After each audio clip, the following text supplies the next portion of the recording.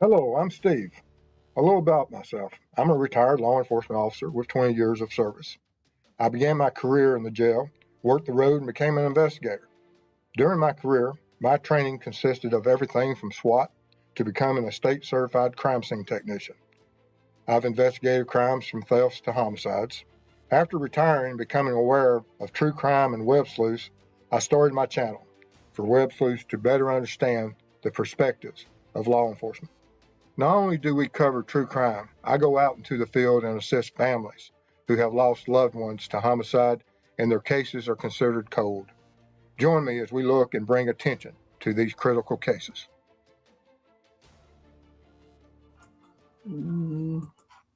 Hello, everyone. Glad you're able to join us tonight. If you're new to the channel, we welcome you. And as new members here to the channel, always remember, be respectful of the families, the mods, and of each other. We'll have a short presentation, after which we'll go into chat and answer some questions that you may have. Tonight, we're going to be focusing more upon some of the cases because the country is opening up right now. The snow is melting out west and the northwest, other than in one or two places. And so Chris and I are about to start our travels through the country and start working some of these cold cases. And that's more what we're talking about tonight, and on some cases that I have already been working on and how we're going to move forward on them. And last night, a absolutely great question was asked of me during my morning watch show. And this, let's see here, go ahead and put that in there. There you go. Mm-hmm. And the question was about how do we choose the cases that we work on? And I wanted, like I said, as we prep for the next 2 to 3 weeks, because our first search on one of our cold cases starts in May, early part of May.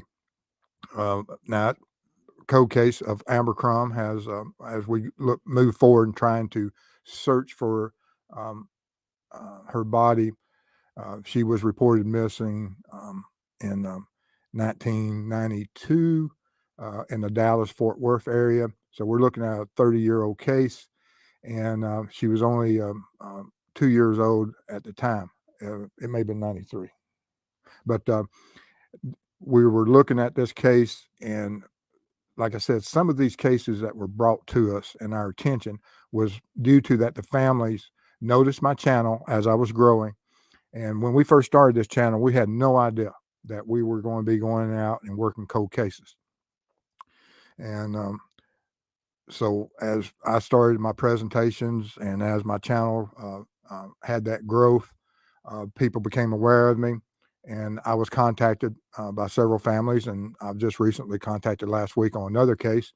And I've reached out to some other law enforcement officers to assist me on that one.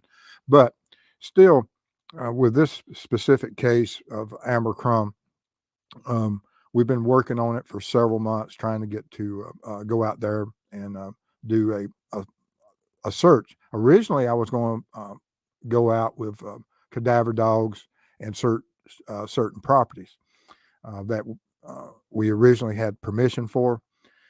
And then, of course, that got postponed. And then I had a scientist contact me that had some new technology that would allow us to pinpoint burial sites. And I looked at that and did my research on it and spoke to her. Chris and I, we had a great meeting, and we are going to embrace that technology because it's not only for this one search that we'll be able to use that geophysicist technology and her skill sets, but on other cases also. If we get access to possibly the property out there where Dylan Rounds is, we'll be going there. But the family right now, they have search teams out there. They're working on that. And so at some point, we may have access to it if they want this technology used there. And we most certainly will, at a moment's notice, focus on that and go for that. But then we had, through working with the family assistance and finding these cases, that's one way that we go out. So of course, Ambercromb, Larry did, and then also Larry introduced me um, to Drew Collins, who is the father of Elizabeth Collins, and the uncle of Lyris Cook Morrissey, who were abducted in Evansdale. And so started on that case. And so from there, that's some of the family assistance that we work on. And we have other cases, just like I said, I got contacted last week and I'll have another one. And I've worked some other cases, and it's up to the family if they wish to release and allow me to mention them. Um, and sometimes I work on these cases and we don't mention them for the fact the family hasn't okayed it at this point. But when they do, I will mention them. And then some of the cases we look at is due just totally to the awareness that we can bring to it, um, as such with Delphi. During that massive search for Bridge Guy, and what all the YouTubers did out there absolutely was amazing for the fact it did several things through the awareness brought by all the YouTubers. It took that offender and kept him on the front page, and now um, and may have subdued some of his future activities. We'll never know until law enforcement finishes the investigation into his background and also what else he might have been doing, as we await for this trial. But the witnesses and the tips and everything that you can bring to a case plays a part in how we assess if we're going to look at a case. And also, just like with the Delphi and also with the Evansdale, the offender status, is there a petitive, and potentially be looking for more victims in the future, present, or in their past, so that we can link these cases together. And so that all plays a part in it. And so we have to look at, if they are active, and we look for the potential other victims, and for the fact that we don't want other victims out there that won't have justice unless we can find that link and work in the case. Will we be able to make that link? And I did a show last night on a case that that matches this potential other victims and things for of a certain type of offender. And so we always do that. Now, the original reason I started this channel was from trying to be an ambassador for law enforcement, and giving the perspective of law enforcement and CSI, so that people could see how law enforcement responds to a call with homicides, and the thought processes that goes into it, the training that we have, and how we progress and try to get a grasp of the chaos that when the law enforcement first arrives and handles those initial moments, which a lot of times either leads to a quick um, offender and an arrest and solving a case, or those first moments can make a case go cold, if there's certain evidence that is destroyed, lost due to mishandling of law enforcement. And a lot of times we don't know we're in that spectrum that we land until months later, because there's nothing, there's certain homicides that fit that profile of a smoking gun. I mean, when you pull up and there's a guy standing there holding a smoking gun, that's one set of circumstances. But it's totally another thing when you find something such as with Delphi or Evansdale. Evansdale is particular, for the fact that we have an abduction site, and then we have a dump site, and over several months. A little bit different than with Delphi. We have abduction site and a crime scene, but it was found within 24 hours. So it's a little bit different than with Evansdale. And then you have cases like Kohlberger and things, and you see how certain departments create certain task force and how efficient and how they work. So all this plays a part in how we look at what cases we want to proceed with. And some of the cases I'm going to be talking about tonight are the ones that Chris and I are looking at this year, and that a couple of them I've already started on. And with Chris's help, and we go out and we able to bring awareness to these cases, possible all this stuff that I've just discussed and described. That's what the whole purpose that we want to have, not only with this channel, but with my foundation that Mrs. Steve and I, with the help of and some great advice from some people that are in the background that have chosen to be that way. And I admire them. I thank them every time I get a chance to thank them for everything they've done for us. And we most certainly appreciate that. And with that being said, these, of course, is the Ambercromb case, and that she was missing since 1983. I think I said 93. I'm sorry, 1983. It's a 40 years old case. The Springfield case is 92. We look at so many cases and get so many dates, but so 1983, she was 2 years old, the Dallas-Fort Worth area. And so this is a case that we've been working on for several months, and we've had some setbacks as far as getting access to the property.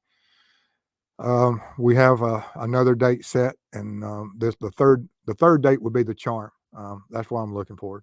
Which next week I'll contact them with a 2-week notice that we'll be there on May the 2nd, and I have currently I have every expectation to be there May the 2nd, and so I'm looking forward to that. And Larry is also, and we'll be bringing people in from at least 4 states. We got the scientists from one state, Larry, myself, and then Chris also will be coming in and bringing additional people so that we can spend whatever time that we have during that week and be able to do things that need to be done that haven't in the past. They didn't have the technologies, and we're bringing something to the table that others haven't been able to do.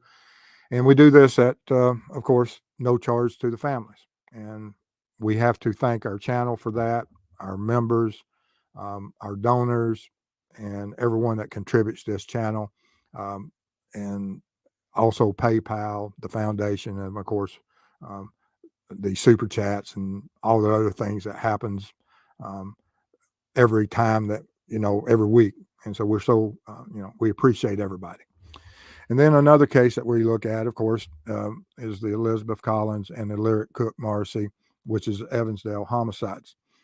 And on this case, we'll be going back in July, and they're having a memorial, and they've invited Mrs. Steve and I up, and we will be going up there. I've got some work. I've probably got about a week's work to do up there, in addition of some things I found out in my trip. I think it was early March, mid-March, somewhere's in there. I went up and had a great interview with an individual I never thought I would be able to talk to, but it went well, and it opened up several avenues that and several possibilities of how to proceed with that investigation, and we will be proceeding with that investigation. And then a Dior Coons, we will be going out there. Watch some videos. There's certain times of the year that they close the park and they have dedicated searches. I will be contacting law enforcement out there and seeing if they wish us to be independent, or if they wish our participation in some of the organized searches, and what information they will share when we go out there.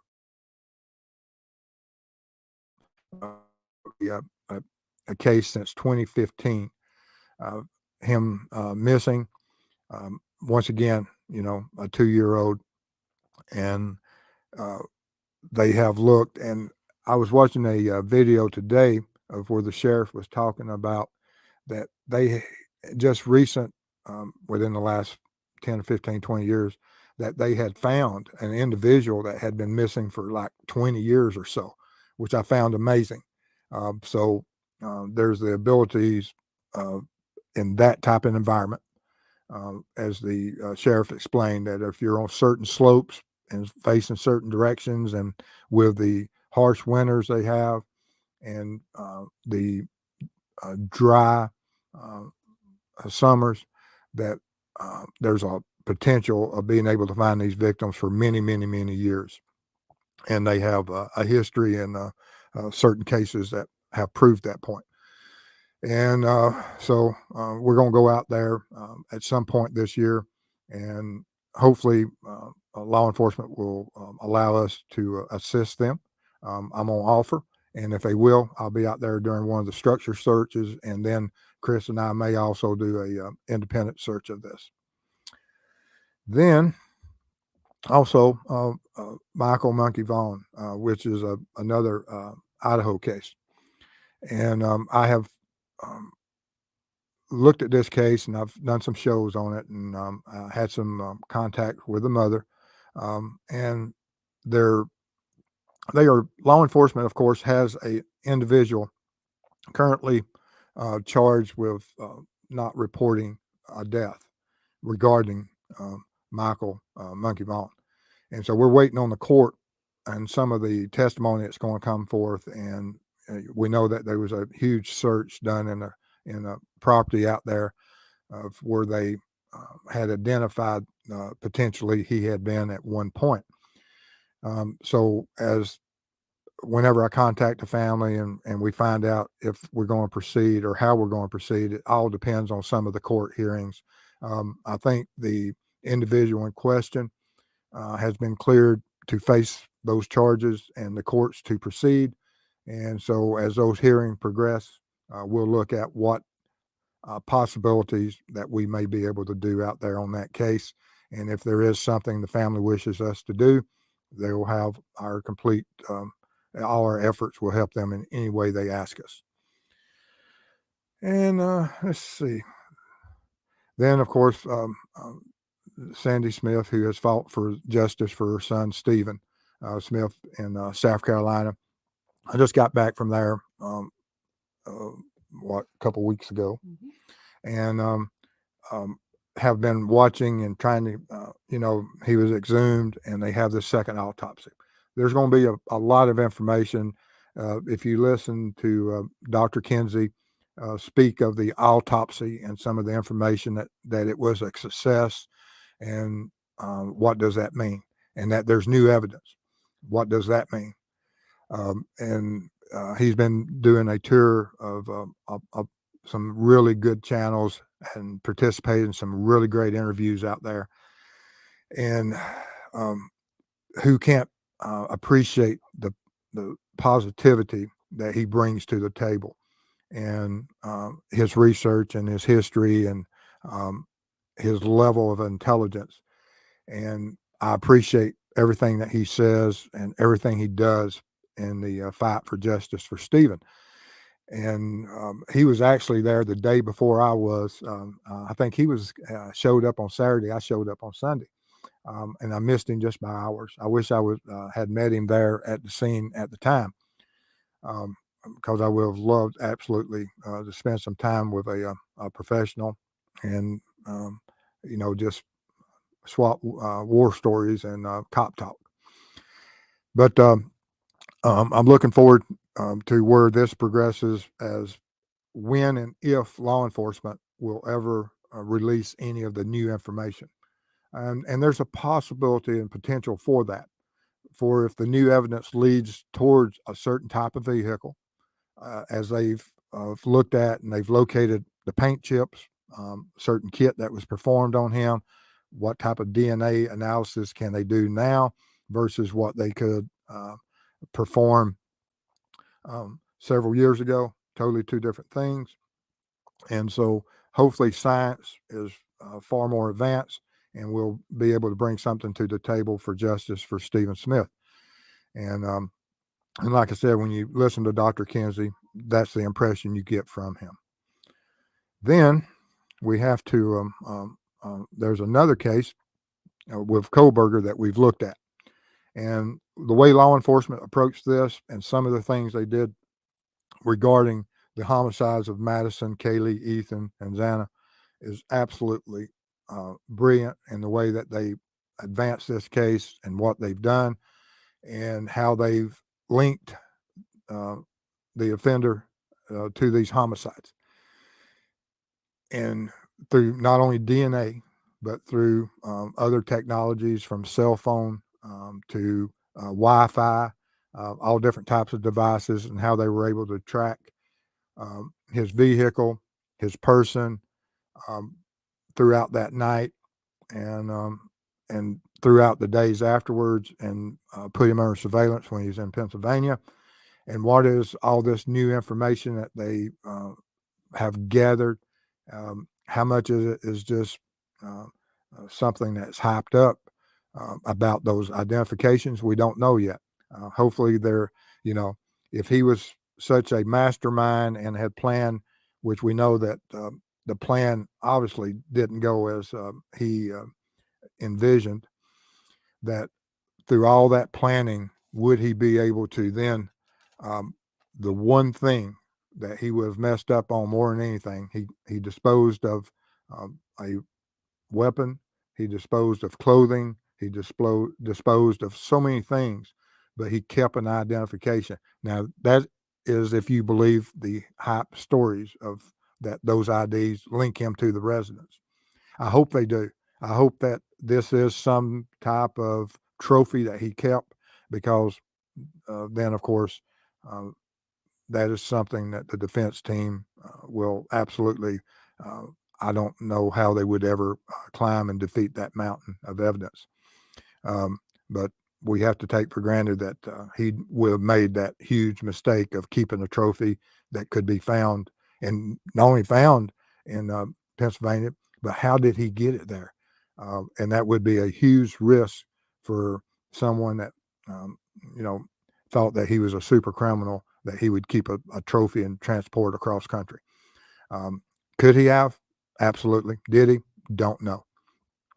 And then we have Delphi with Richard Allen as he looks at the case, and I did so many different analysis on this on this crime, um, and uh, and I learned so much from working on this case and bringing awareness to it, to show my community how law enforcement processes certain items and looks at crime scenes, and and then this Richard Allen, who came out of nowhere and was arrested for this homicides of Libby and Abby. And there's a lot more to this story as we move forward, as we've seen that the court case proceeds, and we start to get a grasp of some of the hearings that will be going on, and some of the information through discovery that will be released. Everything's sealed currently, or a lot of things are sealed. And who are the tentacles, and what other players may or may not be involved in this? I'm looking forward to that, and we get to see the court system in action and see how that, in this case, will proceed. So it will be, there's a lot of things that's going to be going on in the coming days on a lot of these cases. And then the show I did last night on Levitt, Streeter, and McCall, which is referred to as the Springfield 3 abduction, and they've never been found. The bodies have never been recovered. They're missing, endangered. And of course, there was a suspect early on identified that for certain reasons they may or may not consider him. We just started this case, looking into it. Fascinating case.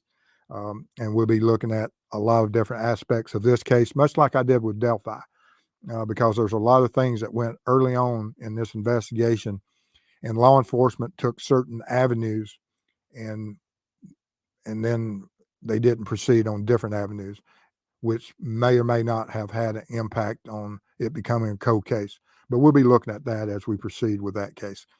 But I mentioned all these cases, and we have additional cases that I didn't mention. Chris has 3 or 4 more out west that he's looking at, and that we're going to be talking about. And next week he'll have one of those cases um, on Aiden. And I think Aiden's mother is supposed to be on his show next week, and we'll be looking at that. But I wanted to, like I said, I had that question about how we select cases, and I wanted tonight to just talk about those and why we select these cases and what impact we could have, and as we move forward, uh, because there's a lot of things that's going to happen in the next 12 months. Um, and Mrs. Steve and I have committed ourselves to the travel, which you'll have to be admin sometimes, and I'll be on the road more than she will. But there will be certain times that she'll be on the road with me, and we absolutely thank everybody for everything they've done for us up to this point, and we look forward to working with y'all and keeping you abreast of everything that's going on that we can. All right. You ready? I am. All right. All right. We're going to start with Miss Cynthia. Safe travels to you and Mrs. Steve from family in Mobile. Thank you. Thank you. So we appreciate that. Then she goes one step further. Give it up for Cynthia. Thank you. I think I received an email from her that her son is a firefighter in Atlanta. I think it was her. Oh, And okay. Fantastic. which regardless, I'll answer it back to email if it wasn't you. I thank you, and also thank your son for his service. Absolutely. All right. And RMB. Hi, Steve and Mrs. Steve. What do you feel about LE using the Keegan Klein CSAM case to keep the media and news focused on Abby and Libby?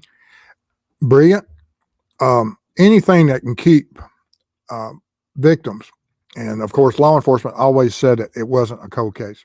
The Department of Justice, it meets the guidelines of that, but it was brilliant to always the way that you know uh, to maintain and keep focus, and to keep the social media of the YouTubers out there focused on it, because uh, it had several um, things that could have occurred from all this social media focus of sub- suppressing a potential serial offender. One reason of that, always his picture every day was seen by thousands and hundreds of thousands, if not a million people a day on views across the board, probably several million views of people that are potential uh, identify him, and so it could have kept pressure on him.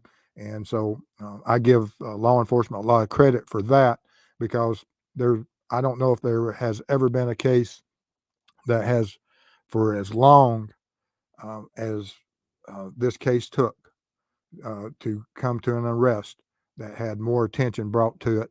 Um, and so I will give them a plus. Okay.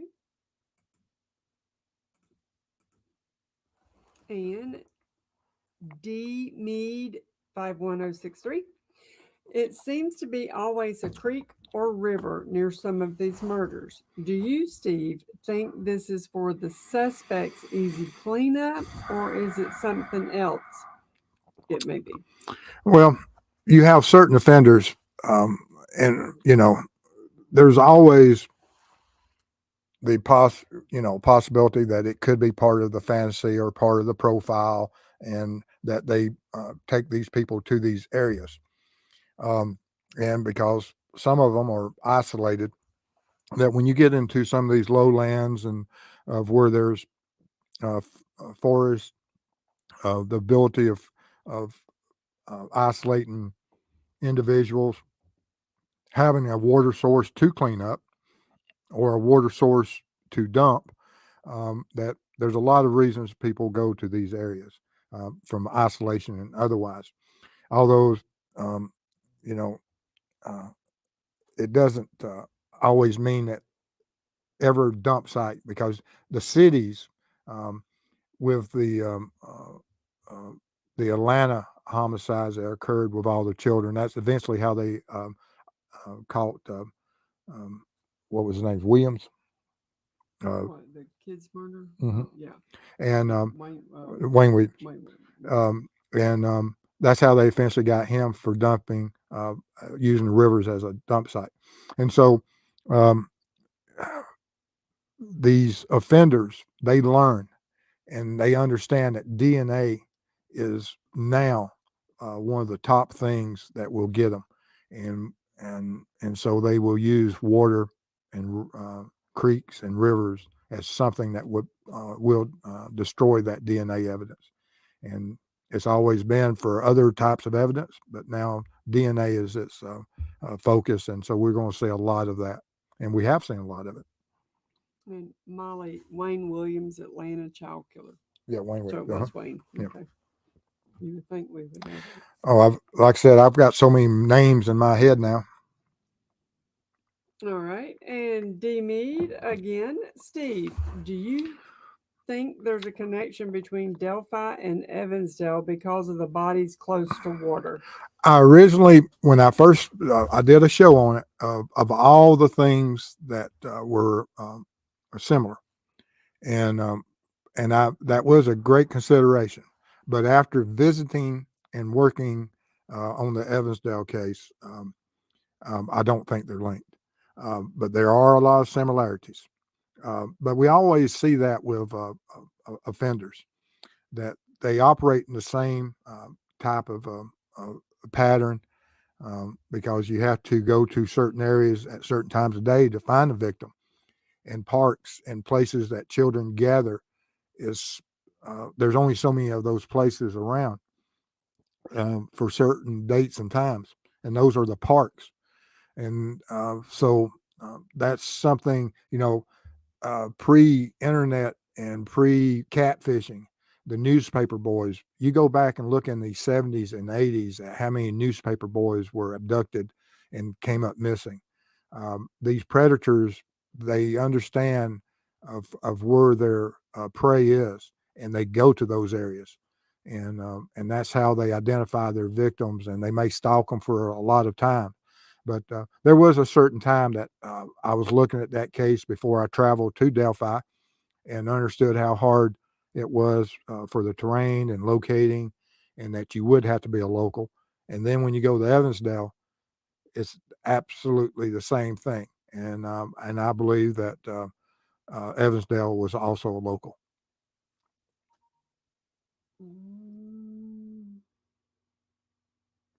And we'll be multitasking. yes. Okay. Let's see how that go there. And Mike D. experience. Blue light special. Keep that safari land close while traveling. Enjoy your show. Thank you. I love that messaging. I love that code. All right. You are correct.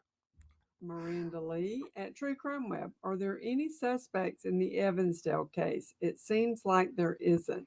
Oh, there's a lot of people of interest, and how many of them are correct, and or will it turn out to be something similar to Richard Allen? Um, it's going to be that person that just uh, pops up out of nowhere. And unfortunately, there's not a lot I can talk about on Evansdale because we have a plan of action, and some things are going to be happening in the next couple of months. And as we progress with that, hopefully I'll be able to share more.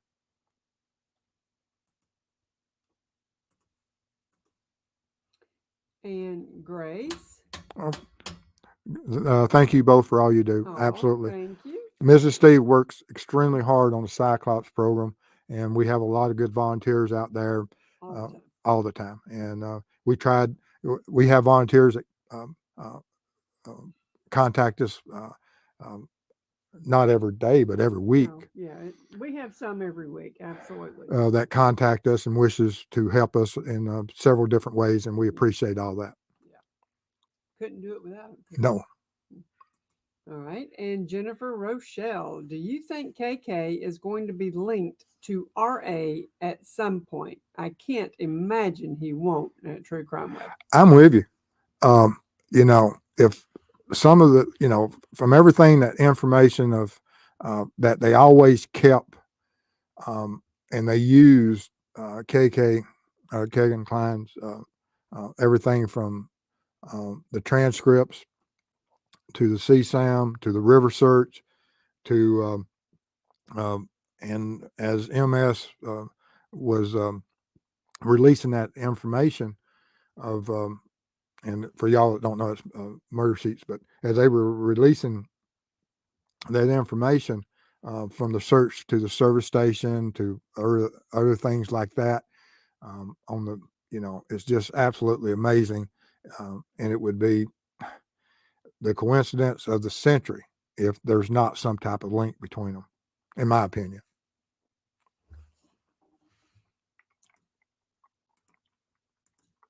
Okay, and Michelle C., have you heard of the Fort Worth Trio? Not the Fort Worth Trio. All right, and I've got a couple other ones.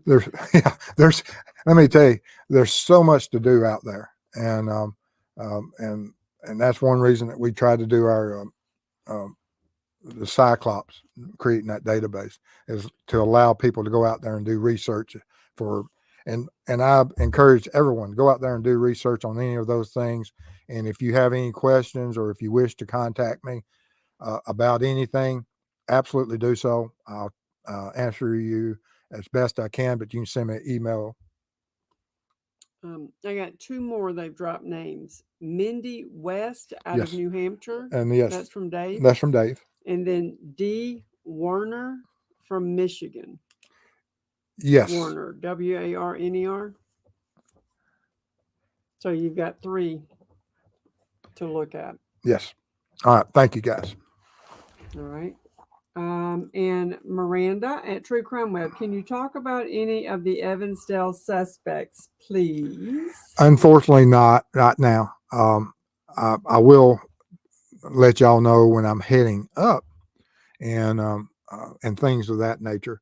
But Chris hopefully will meet me out there. I don't know if we'll have time in May, but I'm gonna try to get up there, but early part of July, and spend a week or so up there with just on that case, and try to do a lot of things that need to be done. But we're looking forward to that. I'll be there. Hopefully, Chris will go with me, and if not, Mrs. Steve will be my backup. Absolutely. She's a great backup. Absolutely. Just don't ask me to go in first. All right. Let's see here. And it can't be in the dark. Yep. All right. And the Bible group. Steve, are you familiar with the Finders abduction case? No. Your thoughts? Nope. I'm not. We're going to add it to now, the list. Now, I may be aware of it once I see it, but right now, just off the top of my head, no. Okay. All right. Go. And then, I'm sorry. No, go ahead. Go ahead. And then Michelle C. is adding to the Fort Worth Trio. 3 girls been missing for about 30 years. Very weird case where one of the missing girls supposedly sent a letter home. Oh. That's interesting. There was the Fort Worth Trio. That's very similar to the Iowa Paper Boys newspaper, because it was one of those children that had reportedly came home. We actually looked at them, didn't we? Yes. Okay, and Anna added some things. Fort Worth Trio. 3 teen girls Christmas shopping, disappeared from mall parking lot, car full of Christmas packages, but girls were gone, as I recall. Interesting. No, I hadn't seen that. What year did they say that was? It just says 30 years. So okay. I don't know. All right. That's a Fort Worth Trio. So that might be something too. That's 10 years after. And Susan. Very super sticker, $5. Thank you. Appreciate that. Thank you so much. And let's see here if there's any. I have a great community. Y'all know so many of these cases, and absolutely appreciate it. Yep. All right. Let's see here. So there's no more questions. Okay. All right. Let's see here. Molly, Johnny Ghosh, yes, Iowa newspaper boy who reportedly visited his mother as an adult, believed to be trafficked. Yes. And there's controversy about that, but yes, that's the one I was talking about. That that was very similar, almost that there was contact so many years later. That's weird. All right, Teresa Long, have you heard about the Bardstown, Kentucky case with Crystal Rogers? Her father police ambush killing and mother and daughter all unsolved. Crystal's body never located. I have heard of that, and I looked at that, and I have some notes on that. I was going to Yeah. say, I think you've got notes on this Yes. one. Okay. All right. Let's see here. And hello, and Kamala Norris. Kamala Norris. Question: did you hear that in Delphi? They're thinking about Abby and Libby might have been part of and the blue light special, please. Blue light special. There you go. We'll throw you some extra ones in there. Yes, that's been out there for quite a while now, and people still argue that's one of the reasons that the Kleins went to Vegas to try to sell that or something. It's been a part of a rumor mill, and what was it based on? Don't know. I know that part of the search warrant for Ron Logan's property mentioned that certain individuals, which they were referencing Logan at that time, that people that commit that type of crime often memorialize it by photography or by filming. And was that blown out of proportion, and or is there other evidence that there was some type of filming done? We don't know. The FBI included that in that original affidavit for that search warrant. And did the rumor mill just blow it up out of proportion, or is it accurate? Really don't know. But I believe that if there was a film of it and it being this long, it would already be published, and it wouldn't stay hidden in this day and time. Okay, and let's see here. We had another one. Michelle added to the Fort Worth trio. It's 12/23/74. 74. Okay. Yeah, that's within our wheelhouse of offenders that could potentially still be active. We on our Cyclops database, we stopped at 68 due to that. Working these cases, anything from 68 on, anyone that's working a case would have the abilities to go out and ask some of the older generations, such as myself, not Mrs. Steve, but myself. No. But as we were, we were born a few years earlier, and so we still have memories of all the crimes that would happen in a certain community, and so that's how come our Cyclops program is set up from 68 on, and so this 74 case would have. Whereas if there is someone out there that had information on it, we could go into that community and possibly get some firsthand information if we were doing research and actively pursuing that case. Mm-hmm. And Julie, $2. Thank you, Julie. So appreciate it. That means a lot to us. Absolutely. Let's see here.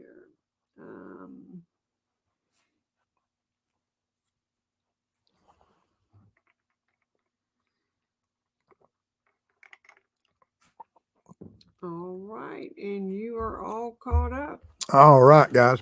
Well, I appreciate y'all being here tonight. But like I said, I had that great question last night, and I wanted to address it. I think for Saturday, we will be doing a follow-up on the Springfield 3. And then this weekend, we'll be back in the regular schedule of on Saturday night show at 8, then Sunday's members at 7, all members, and then the morning watch for Sunday night, Monday morning at 12:05. And but we want to thank everybody for being here tonight. It means a lot to us. But that's the way that we approach these cases, and we have a great year ahead of us. We've got to go out and with Chris's help and abilities, I'm looking forward to this year. Plus, I have some other YouTubers that have created channels out there that have backgrounds in law enforcement, not only Cop Facts, but Ruckus, and then LA also has a channel. I sent him an email today, and we've been talking or swapping emails back and forth. I have one more. Sure. And Miranda at True Crime Web, do Lyric and Elizabeth family members think they know who is the perpetrator? They have persons of interest. Absolutely. They did some things that were brilliant for a family. Now, law enforcement, of course, keeps a lot of stuff from them, but they went out and they have certain people that look at different and focus on different individuals, and so I appreciate that, and that they had the initiative and the understanding, and of looking at certain people and having different individuals do that. And now, which one does uh, Drew? Because Drew is the heart of the investigation. He's a driving force on it, and absolutely fights for it every day. Thinks about it, and I absolutely appreciate him and everything he's done and tried. I mean, he's had a huge battle and of trying to keep this story and their memories and the fight for justice for them. But yes, he he has had his uh, crest of the wave, and then down in the bottom of the valley of them, and so he's been through it, and he does have certain people that he looks at more than others. Which, of course, I can't. I'm not going to um, be biased towards any of them for the fact that there's certain things that need to be investigated. And as we move forward, got to keep an open mind. And because you can always, regardless of whoever your top suspect is, you can always have that Richard Allen come out of nowhere um, and um, and be the one that you really need. And so that's a good lesson for a lot of people. But All anything else? right, no more. You All right. want to leave it on that slide? Um, let's see. They're all important, guys. Every one of them. Um, but All this right, is how we choose our we have one cases. more. Okay. Grace added Marcia Brantley. Okay. Whoop, Cynthia Gaines just popped in here. Thank you, Mr. and Mrs. Steve Thank Mods, you and so everyone. Thank much. you, Cynthia. All right, Marcia Brantley. All right. Well, There guys, we y'all go. stay safe out there, and we thank y'all and look forward to um, keeping y'all up to date as we move forward with these cases. We've got a lot of stuff that's going to be happening in the next 2 weeks, from getting equipment to packing and going on the road. And so thank y'all for everything y'all have done for us. And I look forward to working with y'all. Thank y'all. Love you.